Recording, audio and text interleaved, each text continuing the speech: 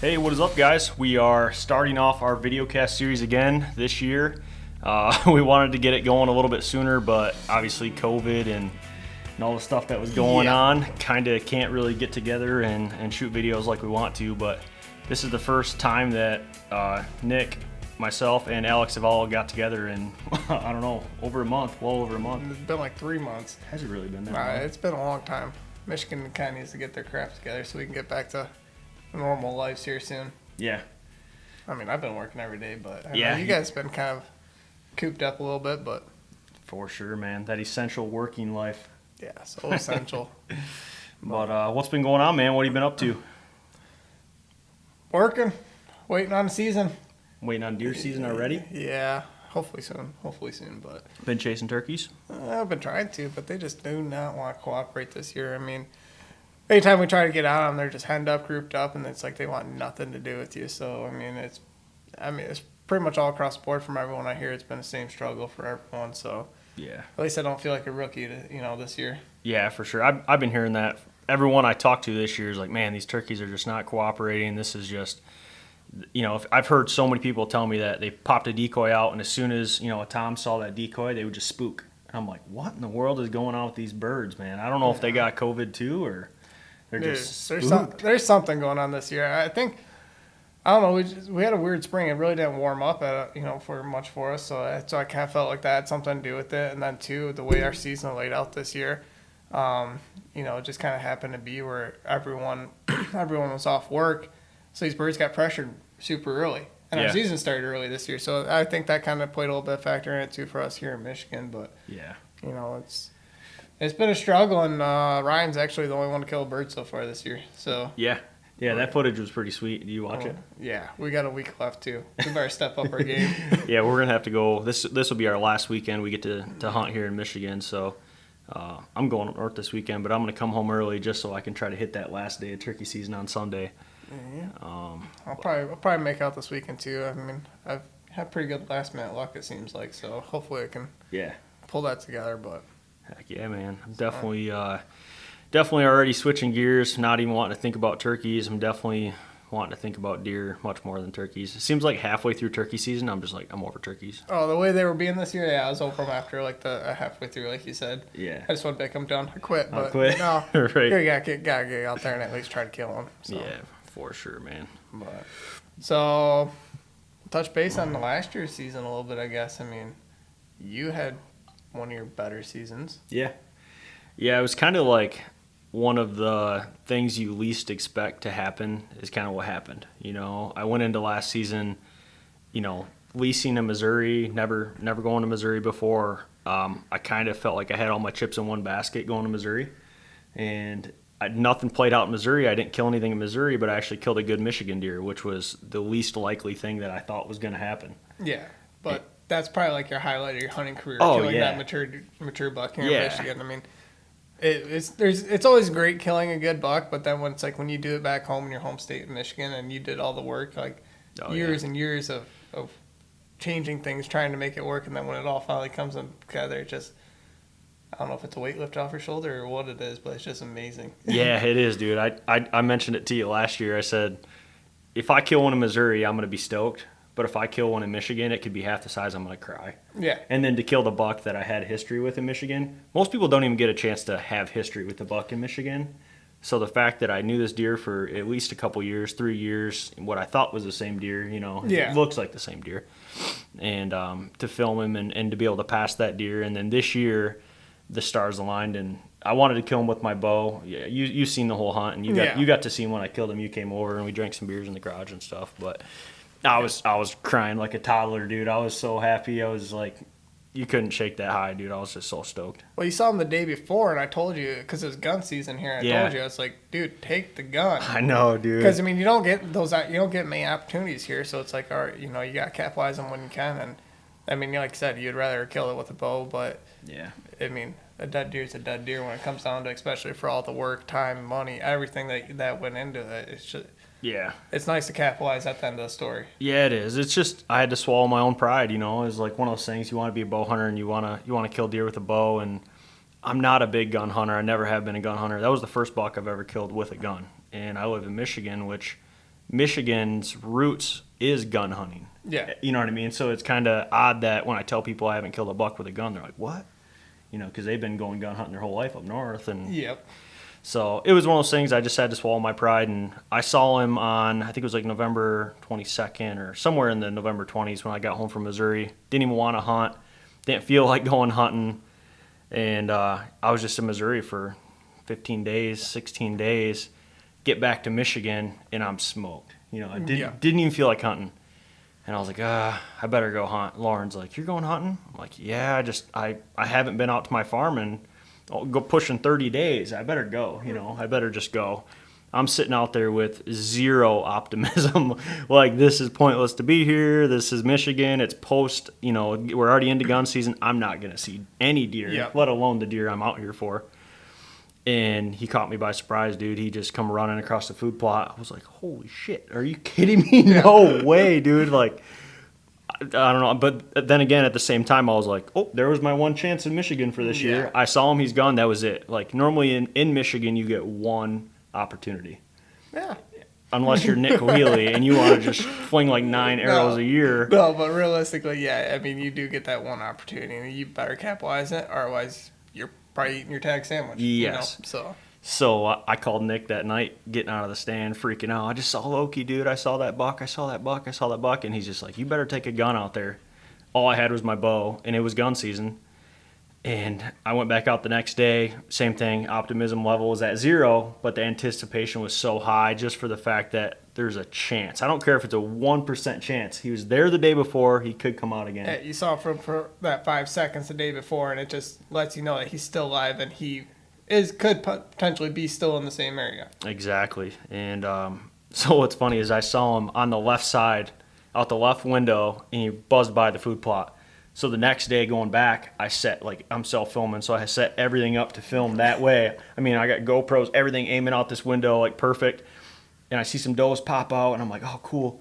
I look out my right window, dude, he's at like 55 yards out my right side. I'm like, like I had to get the tripod, all the stuff, trying to get it over to the other window. And I'm not going to say the camera cost me not killing him with my bow, because even if I would have been out the right window, by the time I got a bow and ranged him, it would have been at 65 yards or something. Yeah. It happened so fast. So it was one of those things I was like, come on, you know, just come in range. And that doe drug him out of the little bedding area that I planted, which was pretty cool because they both stood up and walked right out. And I don't know, he read the script. The only issue was just a little bit out of range, you know, a little bit out of bow range. So I'm kind of happy that it happened, though, because I transformed my whole property last year, you know, and I set it up to kill that deer. And the one thing I'm taking away from it is I put a big, you know, acre of greens in front of me, and everything else was all soybeans. And those deer in my area, when they cut the bean fields, they just hammer those bean fields. Yeah. So that doe and him weren't going on the greens; they were only going in the beans. So this year, I'm going to make sure I have the beans a little bit closer, and anything out of bow range, I'm going to plant in corn. So that way it's going to kind of push them in a little bit closer. Yeah, no, it was kind of that learning experience for you too, and that's the only thing. The one thing you can take away every year is you just got to try to learn something new every year. I mean, especially when it's property that you're going to be hunting year after year, you just try to take everything that you can from it, and you know, and you're just gonna be able to close it in. I mean, that's kind of why I've been able to been in the hot spot in my farm, is just because I hunted it for so long, dialed them in, and was able to get in there. But so tell me about your dream season. Oh gosh. Anyone who doesn't know. Where do we want to start? Oh my gosh, might as well start in October. First week of October. Oh yeah, October 6th. Right? October 6th. So I killed a doe that night. Yeah. I'm like, hey, I shot a doe, and you're like, I just shot a giant. I'm like, oh, all right. Yeah. No, that was, I don't know what it was. I mean, it wasn't like it was a cold front or nothing really. I mean, it was cooler, but it wasn't, you know, it was not like it was 50 degrees or 40 degrees for October 6th. It was just. It was decently cool, a little bit. And I don't know. I got it as soon as I got in the stand. You know, I saw a good buck. I'll climb up in the stand, setting up my camera arm, and I look like out in the spot that I call a finger, and it was standing in the corner, and I was like, catch, you know, a glimpse of antlers, and I'm like, man, it looks like actually a pretty decent buck. So I'm like, trying to hurry up and get the camera all set up. I mean, this is great, you know, it's 3 o'clock in the afternoon. I'm like trying to get everything all set up. Finally, get some, you know, get the binos on them and everything like that, settled in, and and he just kind of disappears in the corner. I'm like, yeah, he's one of those borderliners, it's like, he ain't bad, but just not sure if that's what I want. And wasn't even a half hour later, all of a sudden he comes pushing a couple does, and, it's October 6th. He comes blowing these does by me, grunting the whole way, and they end up working our way off into the woods, actually, and I was like, man, that's kind of weird. All right, Weird. I figured he was probably a 2-year-old type, 2.5-year-old, so I was just kind of like, okay, well, maybe it's just a younger deer type thing. And, Yeah. And, so night went on, and he was seeing some more movement, and I look off in the woods, and I catch, just a train of does coming back towards me, and all of a sudden I could hear it, brr, brr, and come behind him. I'm like, oh my God, it's got to be the same deer as, it's October 6th, so, it's got to be a young deer just grunting, being young and dumb type thing. So I'm sitting there, binos up, trying to, the way they're coming, I had a big tree, and I couldn't see them until they were pretty much at 25 yards already. So I'm, watching, trying to lay eyes on him. Finally, I get to see him. I see a kicker off a G2 and split brows. I'm like, nope, that ain't the same deer. And instantly, I put the binos down, tried to get the camera on him, and grabbed my bow, and I'm, just waiting for him to work his way in. And these does are almost coming, right below me at this point. So I'm just kind of sitting there, all right, come on. And I got a big opening, right there at 25 yards. And he comes in, and then also he stops and he starts working a tree. And I'm like, all right, well, might as well try right now while he's busy. And I knew I could see a limb. I was like, all right, I gotta get down below that limb. So Trying to thread the needle. Yeah, I mean, I didn't think it was that bad of threading the needle, and I just kind of squatted down. I knew I just had to get below that limb, and I somehow center punched that limb, and I still ended up hitting him, but we watched that footage. I mean, we dissected that footage over and over and over. Yeah, you did everything you could looking for that deer, yeah, man. It's dogs. The next day we had the dogs out there. We had a guy flying around the plane, and I wish I would have known where I would have hit him to have a little bit better idea. Okay, well, he's going to survive or something like that. Right. But the only thing we can do is just put in every last effort we possibly could to try to find him. And, that is what it is. I hate to say it because people try to, I feel like some people use it as an excuse, but it's almost like you bow hunt long enough, it's going to happen. Exactly. That was exactly what I was about to say. Yeah. If you haven't wounded a deer bow hunting, you haven't bow hunted long enough. Yeah. I mean, just hunting in general, period, too. Yeah. Gun or bow, it's like, it's going to happen to you. No one's perfect. We're humans. Right. What's pretty crazy about that, too, is obviously we film all of our deer hunts we have for a very long time, and that's one of the key benefits to filming our hunts is that we can go back and review that footage and watch that shot placement, especially, shooting lighted knocks. You can literally play it frame for frame and see exactly where your lighted knock entered that animal, whether it hit a stick or in that footage. It was like it happened so quick. It was almost like it had some motion blur in there or something, and you could not see where you hit that deer. Well, I think, too, a little bit of part of it was, so where the tree was that he was actually working, I mean, that's the only thing I could really think is that arrow had to be somewhere right in that area where it was just a little bit of brush there where you could not see it connect on him. And I was just, I don't know, the stars aligned and we just could not figure it out. And he happened to get away on us. And I'm just crossing my fingers hoping that he's back around this year because he was. That was a big buck. Yeah, he was a good one. But don't worry, you got a bunch more chances. What else happened? How many deer did you kill last year for anyone listening, just in case somebody doesn't know? $3. Killed $3 last year. $3, 2 states. So 2 in Michigan and 1 in Missouri. Yep. Yeah, we were tagged out in Michigan by November 1st. That's sick. Somehow. Dream season for Michigan. Yeah, that one opportunity turned into, 4 for me in Michigan? Yeah, so the buck I killed this year, or last year, I didn't kill a buck in Michigan for 11 years. He shot at 1, missed, and killed 2. Yeah, October 6th, that's already unheard of in Michigan to begin with. So at my rate, 33 years from now, I'll have those 3 opportunities. Yeah. No, the other one was, I want to say it was October 23rd, I believe it was. So pretty much that was the first one, right? No, the first one was October 6th. Oh, the first buck that you killed. Oh, the first one I actually killed. Yeah, that was October 23rd, somewhere around there. So anyways, after that one, I just, after being all over that chunk of woods, it's like, all right, I'll give it a couple week break, and so pretty much I head out that afternoon. I remember that night, it was 70 degrees. It was hot, and I was walking out across the field to get back to my stand. All of a sudden, I'm sitting there, and 3 does start working down the fence line. So I'm out there laying in the middle of this field of 70-degree sun, just like oh, okay, that's kind of weird. So then finally they work off, and I was able to get in the stand. I'm sitting there just kind of like, I just basically wanted to observe that night. It's the stand, if you saw it, it's in the middle of probably 200-acre field on a tree line, smack dab between the middle of two woods that are 800 yards apart. Yeah, it's not somewhere I would think to hunt. No. I saw the tree line when we drove down there, and he's like, yeah, that's where I shot that buck out. I said, where? He's like, that tree line. I said, why the hell were you in that tree line? Yeah, it's more so, like I said, I just wanted to go in there. I want to observe what was going on. Right, just to see what was going on. Yeah, and it was kind of crazy, too.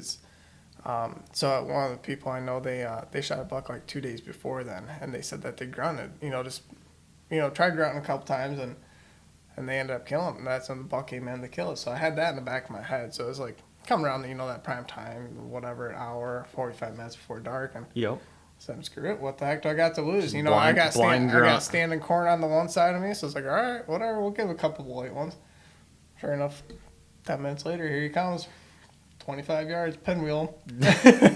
I'm just like, it's 70 degrees, October 26th. I just blind called to the buck and killed him. Like, that does not happen. It definitely does not happen in Michigan. That's pure luck, is what that one was. Dude, you had a pretty lucky season then, if that was just luck. Yeah. No, I was very, I was very fortunate this season. That's for sure. So, anyways, yep, got that one killed. That's like said around the 23rd, and then. So I think like the 28th, I went to Missouri, and Yep. you were sticking it out in Michigan. Yeah, so the plan was I was going to stick it out in Michigan for a couple days and then head to Missouri because I had like 11 days off. But I knew like that farm, I know really the best time frame for it is like October 25th to about November 4th when they're in that like pre-rut cruising, Yep. Searching for those first does. And so that's why I knew I needed to stick it out at least until, until I think I was going to stay till the 3rd is what it was. And then I was going to head to Missouri and meet up with you. Yep. And so you head out to Missouri, and you had some really good sits right off the bat, too. Yeah, as soon as I got to Missouri, this is my first rut in the Midwest, other than hunting Ohio, So as soon as I got there to Missouri, first thing I did is buzzed over to my property, checked all my trail cameras, and I was just like, oh, my God. Every buck that I had, in velvet through the summer, even the ones I had hard-horned, every single buck, every buck I had on trail camera in daylight moving the last like 3 days. And I was like, oh my gosh, this is going to be not easy, but it's so reassuring to see that many deer moving in daylight on your farm. So my first 2 sits there in Missouri, you were still in Michigan, man, I was seeing 8 to 10 bucks a day, anywhere from the 70-inch range all the way to like the 120 range, 130 range. And then a couple pushing that 140, 150. Yeah, you're talking to me, you're like, dude, you need to get out here. You gotta get down here. I'm here. like biting my nails, like, no, I know I need to stay here type of thing. And, it's like, you're like, man, I saw like 30 deer last night. I'm like, oh my God, Yeah, the one night, I think it was my second sit, there was 22 deer in the field. And I don't know how many of them were bucks or how many are does, but it was just unreal. I ended up calling our buddy out there, and I'm like, dude, drive down the road 3 miles and come get me on the Ranger. I can't get out of the stand. There's no way I'm blowing this many deer out of this field. Especially when you were planning on sticking out however long you needed to do at that point, or all the way till the gun season at least. So it's like you still had almost 2 weeks of hunting. Yep. So it's like, why go blow it out, the first couple sits? Exactly. I learned a lot about that piece and how to hunt that piece. And honestly, like I said, my first 3 sits were probably my best sits on that farm. And I slowly watched that decline, which some of it had to do with deer movement and actually deer breeding and that type of stuff. But they always say your first go-in's your best go-in, and mine was my best go-in, seeing multiple shooters. Yep. And then it declined. I went from seeing like 30 deer down to like 15 deer to 7 deer. And then all the way into like November 14th, 15th, I was seeing like 2-3 deer a day. Yeah. And they were just midday cruisers, just cruising through like noon. So it definitely declines. And it's one of those things, I said it last year, is you can't really just go into a new piece of property and a new lease and just expect to go kill big bucks. At least I don't have those crazy expectations. Yeah. I have the realization that, or the understanding that sometimes it takes a couple years on a piece of property to kill a good deer. obviously the goal is to go in and kill a good deer. Yeah, I You feel need like, a little bit of luck. I feel like most of the time people are like at 3 years. 3 years Yeah. kind of like start to figure out their properties. Basically, what they say. For sure. I mean, like you said, granted, you can go in there. You can go in there the first year. I mean, Alex has done it a couple. And smack a He's good done one. it. Yeah, he's done it. I don't know, a couple times, I think. But Yeah. you know, it's granted it can happen, but to really start figuring out that property, I say at least 3 years. Yeah. So just 1 year on that farm, I realized, okay, I can enter from the field in the daylight. I want to enter from the timber in the evenings, or you know what I mean, or in the dark. Which stands I want to hunt and which winds. What days are my best days? I know my first go in on those late Octobers are going to be my best chances. Seeing those bucks at 50 and 60 yards just out of range, well, I know where I want to be next year. Yeah. So like all this stuff that I pretty much used this entire season. It sounds nuts, but as a learning experience, and you can't really. I mean, you can be mobile and move right then and there. But I was like, just because that deer did it one time and went to the bottom of this ravine doesn't mean the next buck's not going to walk the top of it. Yeah, I mean, you had deer come on all around you. All around me. But the majority of the big bucks I seen did cruise that bottom. Yeah. And this year, that's one thing I'm going to do. I'm going to be a little bit closer to that bottom. So when they come cruising through there, and so I did send in my lease payment and stuff. I am going to release it and hunt in Missouri again this year, and use that intel from last season to try to close in on some bucks this year. I think this year you're gonna be able to knock it out nice and early. I think so too. It's a learning experience. You know, when you go into a new property in a new state, you don't know what to expect. You can get lucky, but it's a big learning experience. Yeah. Now I can take that intel and go in and hammer it. And another thing is, when you go out of state, I mean, it doesn't matter what state you're going to, like, you really don't know the caliber of deer that are in that area until you sat there, you know, like we did. We made 10 trips to Missouri. We hunted it early season. We hunted in October. We hunted in November. We went back late season twice. I mean, we put a ton of trips out there. And I can say that I know what caliber our deer are on my property now. I mean, granted, too, I mean, it definitely helped. I mean, we had Chris down there, too, and, you know, he's been down there hunting for his whole life, you know, and then he runs, like, I don't even know how many cameras he's running, but, you know, so it was able, you know, we were able to gauge it on, like, certain deer and kind of, you know, like, okay, this deer's this old, this deer's that old, you know, just kind of all, you know, basically just had a way better jump on learning what deer is down there than, like, you normally would. And, I mean, but granted, I mean, you were getting pictures of deer on your property, and I'd see them over on his. Oh, yeah. We were down there, too, so it's like, you know, actually, I don't know, one of the first couple trips down there, past that one right there at last light, but, you know, it was just, that deer actually ended up disappearing on us after that. Yeah, a lot of deer did, man, and I think a lot of it was that summer pattern switch, you know, because when we got down there September 15th, we went down for opening week. It wasn't opening day, but opening weekend we went down, I think. And I saw that one buck with the bladed split G2s. A youth hunter killed him in youth season. It's almost a mile away at that point when he killed him, I think. He killed him a long way away, and then I actually missed like a 120-inch 6-point that Chris let me shoot at. Shot over his back, and that buck got killed in rifle season. And then, I don't know, just a bunch of other bucks that I had that were pretty good bucks just straight up disappeared. But I think those bucks, what they do is they're like big movers. Like they move a long way. And they, you know, like the buck you killed in Missouri this year. That deer almost covered a mile. A whole mile. Yeah. I mean, he was nowhere near where Chris had pictures of him pretty much summer. Even around the rut time frame, he had pictures around the same area. And I mean, when we went down there in January, we killed him a mile away, and it was one of the last deer I expected to show up, you know, but, you know. That was an awesome hunt, dude.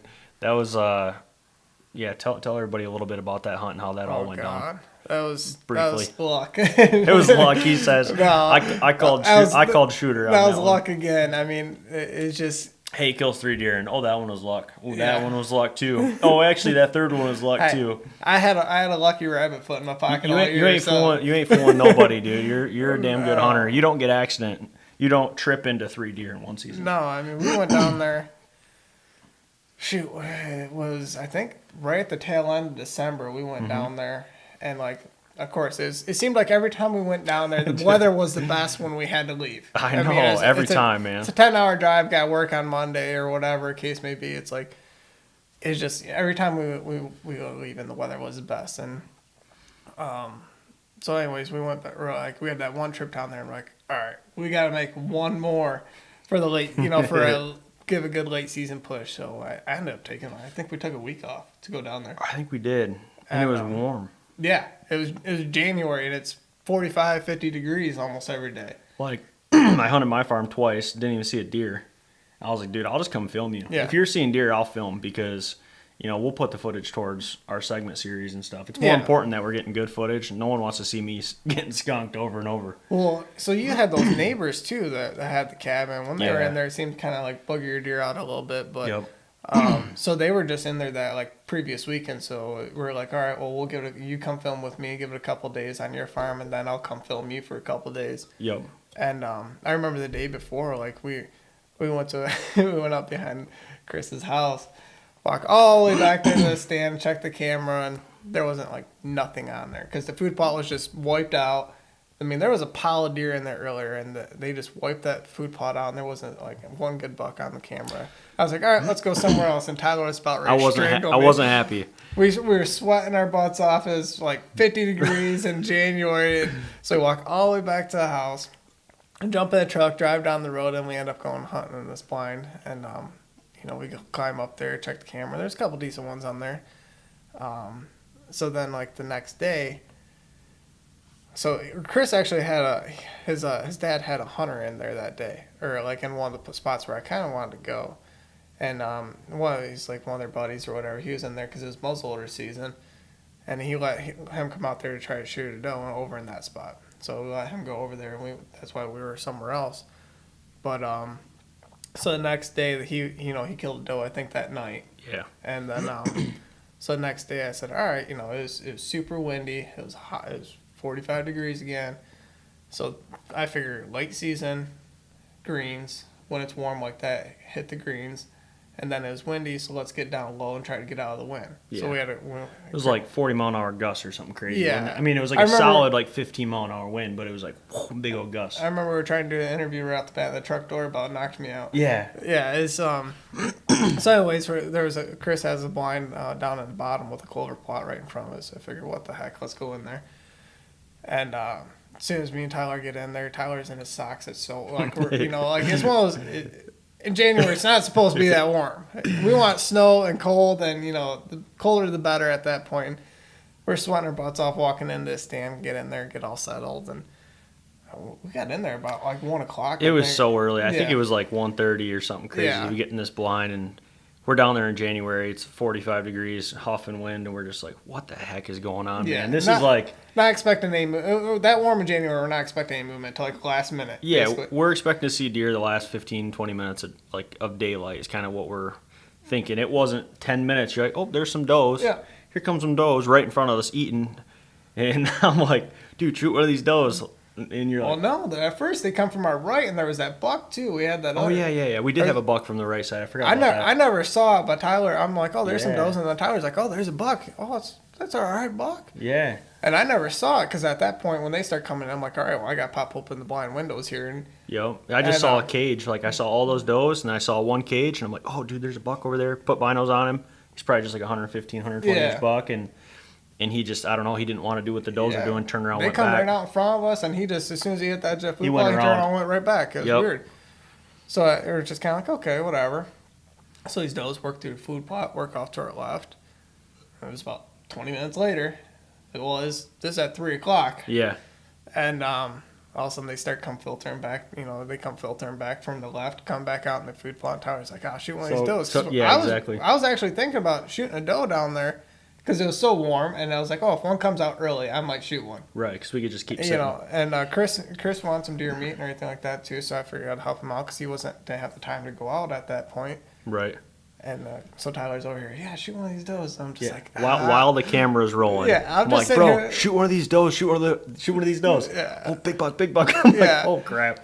All I see coming through the woods is I just see a giant frame. I'm like, oh my god. So I jumped down to the ground because I got to open these blind windows. Right, I call shooter instantly. I'm like, yep, shooter. I see him for 1 second. I don't glass him out, nothing. I see cage, and I'm like, yep, that's what we're here for. Yeah, and So I'm down on the ground and the ground of the blind there, and on my knees, just kind of like, and so Tyler, I can't see this deer. I had that 1 second where I saw him, and I was down on the ground trying to open the window up. And so this whole time I can't see him, and Tyler's having to walk me through the whole thing. Like, oh, you come up, he's just standing there, he's thinking about it, and yeah, he did like a 10-minute stare down to that felt food like plot. I think it was probably like 2 minutes. I know he was definitely like thinking about it, thinking about it, and there was a part of me like he might not come on this food plot. He might do what that other buck did. Yeah. Especially, it's 3 o'clock, 40 degrees again. It's like, okay. And it's so crazy how important that cameraman to hunter communication is when something like that happens. That's why everything planned or played out the way it did was because of that. Yeah, you can hear all that audio. That anyone who hasn't seen it, it's on our YouTube channel. I think it was on segment 7, right? Yep. Segment 7, Nick kills that big buck. Everything we're talking about is all on there, and it was just like. He was relying on me to know what was going on. I was trying to film. He's trying to open up windows. Like there's no way that a single dude could have did that by himself. I don't think. Not as smooth as we did. Not film it. He probably could have killed it, but he never would have been able to film it and kill it. Like so if I would have been self filming that night, it probably would never happen. No, probably not. I would have been juggling blind windows, juggling the camera. It probably wouldn't ended up happening. If anything, I probably blew the deer out of there. Right, or out of frame, or out of focus, or it was just like. You got the one vertical window and the one big window, and he was coming through at a pretty steady pace. Yeah. And, if you'd have started counting, it would have been like 10 seconds and he'd been out the second window. Yeah, exactly. So you had to have that window open, and I had to communicate with you like, hey, draw your bow. Yeah. And you're like, I still can't see him. I'm like, draw your bow. Yeah, I couldn't You're see full it. draw, and I'm letting you know, hey, I'm on him. You're good. Kill him. You're like, I don't even see him yet. You still don't see him. As soon as he steps in, you're kind of quartering to that window. So how wide is your actual window? I'm sure it's like. I think it was only like.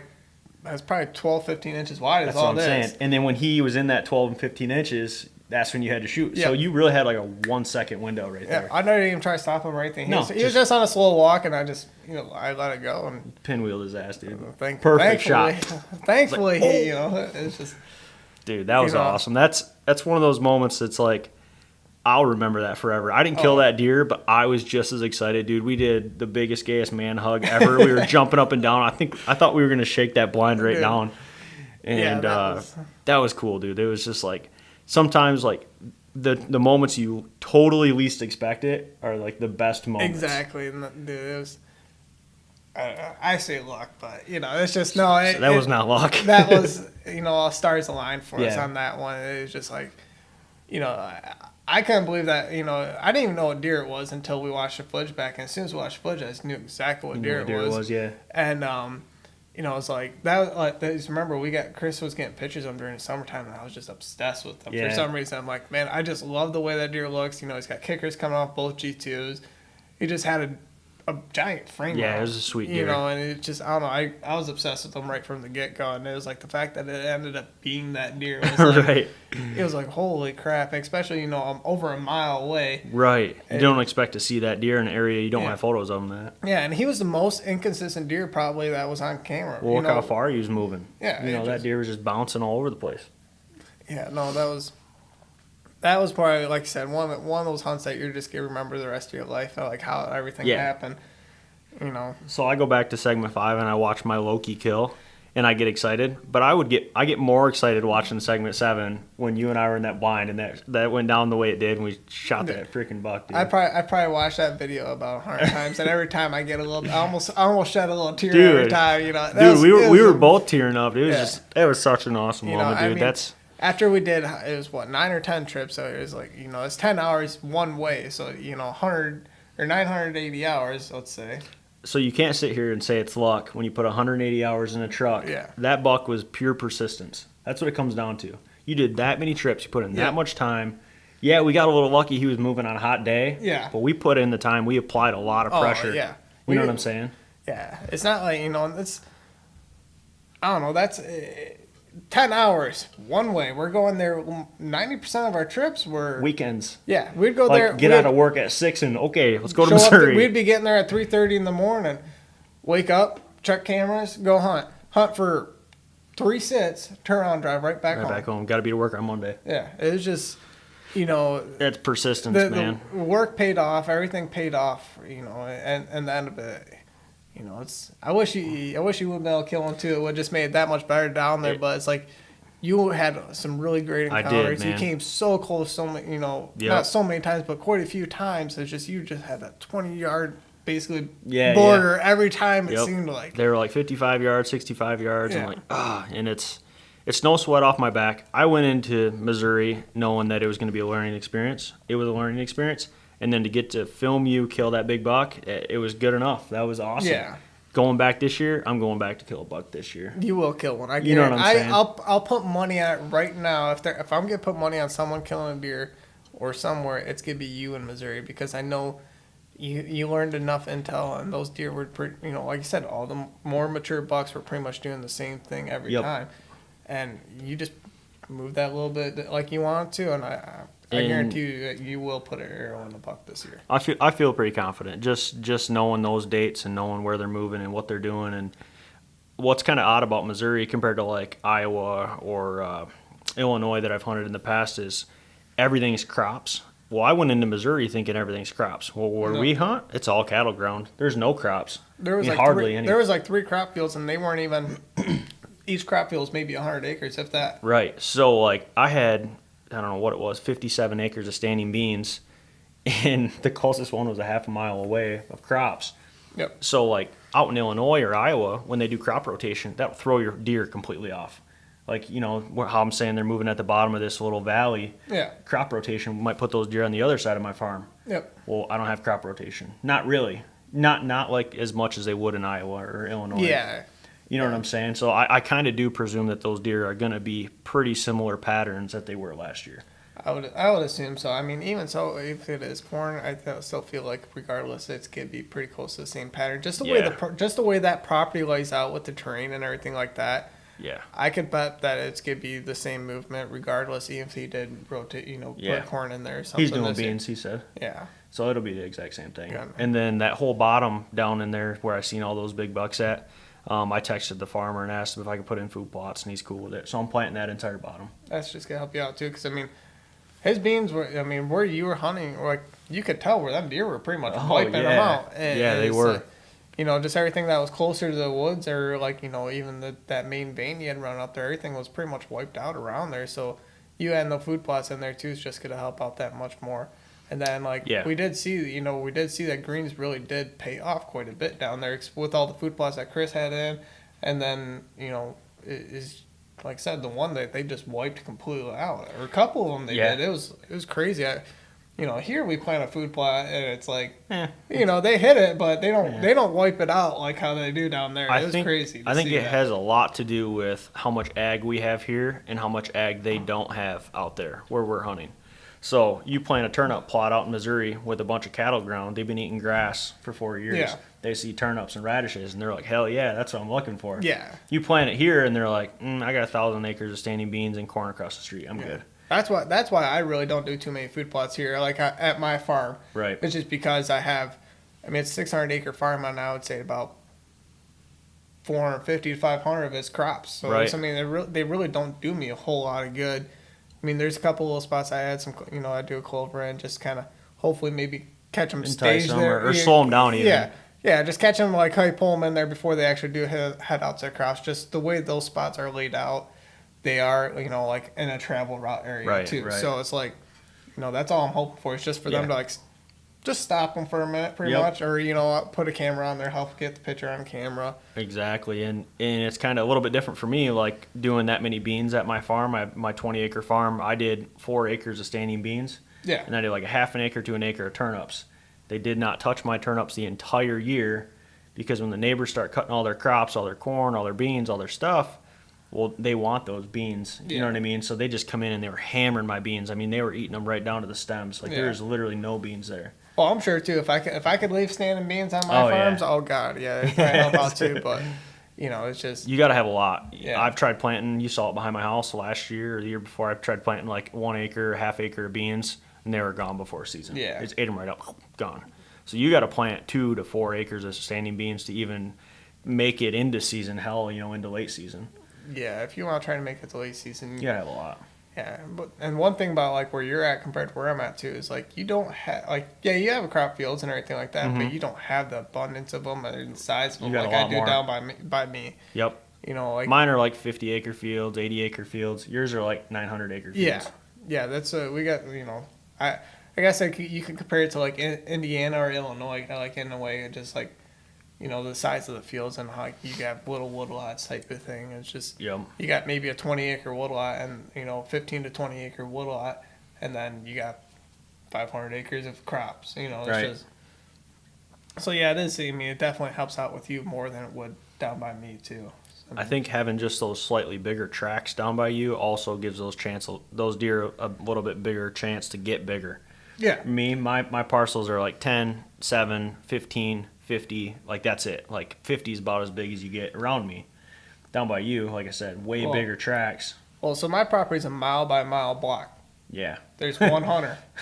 You take a mile by mile block at your farm, and you probably have 30 hunters. Yeah, I know about 12 tree stands that touch my fence line. So yeah, no, it definitely does help for sure. I mean, especially when the corn stand or anything like that, just so much cover for them deer to make it that little bit to be able a chance for them to survive and everything too. So yeah, definitely, man. Well, hey, I don't know if people like listening to us ramble too much more. I think we are, 40? I don't know how long we're in, 40 minutes or something. We've been talking for a lot. But I'm sure pizza's here, so. Pizza is here. We had pizza delivered, and yeah, we just wanted to get on here. This was the first video cast of 2020. Like I said, we wanted to do it a lot earlier, but with COVID and all the stuff going on in the world, it's kind of hard to get together. Yeah. No, we'll have some more coming out with more informational, when I say that, we just wanted to kind of jump on here, do a quick little recap on how the last season went. Just check in basically with you guys, but no, we'll have some more coming up with a little bit more information, a little bit more onto what we're doing at the time frame and everything like that. For sure. Well, let's wrap this thing up, man. I appreciate you guys taking the time out of your day to watch this. Hope everyone's doing good with the COVID and whatnot. We're trying to bump out as many videos as we can. We're trying to do like a video a week. Yeah, let us know if there's something you guys want us to talk about, whether it's like tactics or anything you want, deer hunting related, you want us to talk about it in one of these things in the video cast. Don't got much better going on, nothing better to do lately, so no. Drop it in the comments, send us a message, and we'll get some more videos pumped out for you guys. Cheers. Cool. Thanks for watching, guys.